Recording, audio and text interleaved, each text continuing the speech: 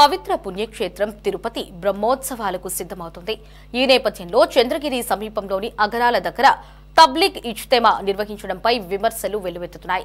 Saudi Arabia నిషేధించిన తబ్లిగ్ Jamaat సంస్థ ఆధ్వర్యంలో 10-11 తేదీల్లో సుమారు 7,000 నుంచి 10,000 మందితో తబ్లిగ్ ఇజ్తెమా చేపట్టేందుకు ఏర్పాట్లు చేస్తున్నారు. ఈ సభకు అనుమతులు రద్దు చేయాలని అటు హిందూ సంఘాలు ఇటు పీఠాధిపతులు డిమాండ్ చేస్తున్నారు. దీనిపై మరింత సమాచారం మా ప్రతినిధి గిరినాథ్ రెడ్డి అందిస్తారు. క్షేత్రమైన తిరుపతి కోటవేట దూరంలో ఉన్నటువంటి చంద్రగిరి అగరాల వద్ద తబ్లిగ్ ఇజ్మత్ అనే పేరుతో అయితే ముస్లిం సంస్థకు సంబంధించిన వాళ్ళు ఒక మీటింగ్ అరేంజ్ చేస్తున్నారనేసి కూడా సరే ఉండడంతో దీన్ని పూర్తిగా వ్యతిరేకిస్తున్నాయి హిందూ సంఘాలన్నీ కూడా మనం చూడొచ్చు. ఇక్కడ హిందూ సంఘాలకు సంబంధించి పీఠాధిపతులు సార్ చెప్పండి సార్, ఎందుకు సార్ ఈ సంఘాలకు సంబంధించి పూర్తిగా వ్యతిరేకిస్తున్నారు, ఏంటి కారణం? ఈ తబ్లిగే ఇస్తమా అనేటటువంటి సంస్థ తబ్లిగే జమాతే అనేటటువంటి ఒక అందులో 4 భాగాల్లో ఇది ఒక భాగం. ఇతర దేశాల్లో అంటే ముస్లిం దేశాల్లో ఈ అరబ్ దేశాలలో ఈ సంస్థని యువతని రెచ్చగొడుతున్నారని, శాంతికి భగ్నం కలిగిస్తున్నారని, తీవ్రవాదాన్ని ప్రోత్సహించేటటువంటి విధానాల్లో వీరి ఉపన్యాసాలు ఉన్నాయని నిషేధించారు. నిన్నగాక మొన్న జమ్మూ కాశ్మీర్లో జమ్మూలో కూడా 5-6 తేదీల్లో ఈ తబ్లిగే ఇస్తమా వాళ్ళు సభ పెట్టుకుంటామంటే సెక్యూరిటీ రీజన్స్ బట్టి వాళ్ళు అక్కడ నిషేధించారు, రద్దు చేశారు, పెర్మిషన్లు ఇవ్వలే. ఇటువంటి తరుణంలో ప్రపంచ ఆధ్యాత్మిక నగరం, ప్రపంచ హిందువుల పుణ్యక్షేత్రం, సాక్షాత్తు ఏడుకొండల శ్రీ వెంకటేశ్వర స్వామి నడిచినటువంటి పవిత్రమైన ఈ తిరుపతిలో మీరు ఎలాగ అనుమతులు ఇస్తారండి? ఎవరిని అడిగి మీరు అనుమతులు ఇచ్చారండి? ఇది ధర్మమా?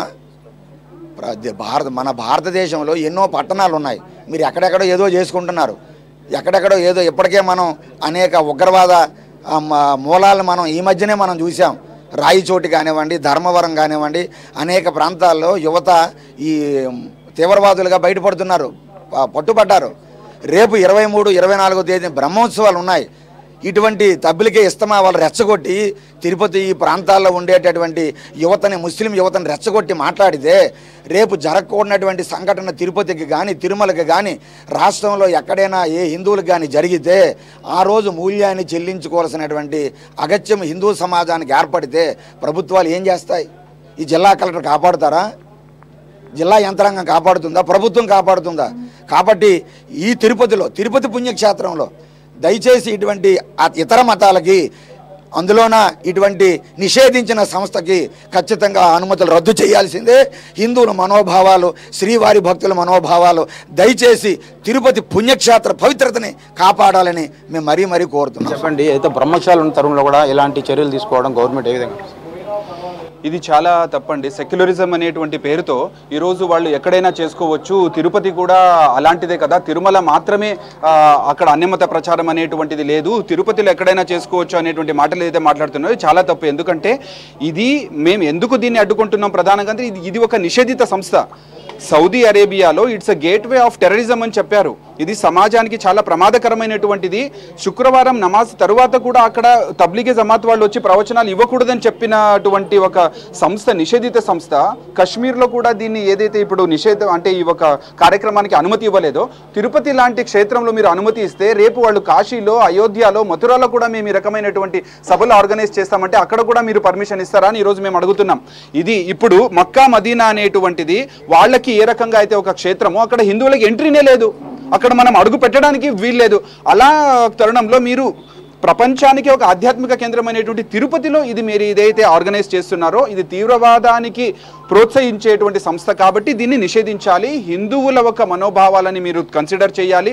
ఇక్కడ ధార్మికతని, ఇక్కడ ఆధ్యాత్మికతకి మీరు విలువ ఇవ్వాలనేటువంటి ఉద్దేశంతో దీన్ని మనము చెప్పండి. అయితే గత 3 నెలల ముందుగా ఉగ్రవాదుల కదలికలు కూడా కనిపించిన పరిస్థితి ఏ విధంగా? ఓం నమో వెంకటేశాయ. ఈరోజు తిరుపతి ఎవరైనా ఉండొచ్చు, తిరుమల ఒకటే పుణ్యక్షేత్రం అని అంటున్నారు కదండి. తిరుపతిలో ఉన్న యూనివర్సిటీస్, ఆ బిల్డింగ్స్ అవన్నీ కూడా టీటీడీ 99 సంవత్సరాలకు లీజ్కి ఇచ్చింది.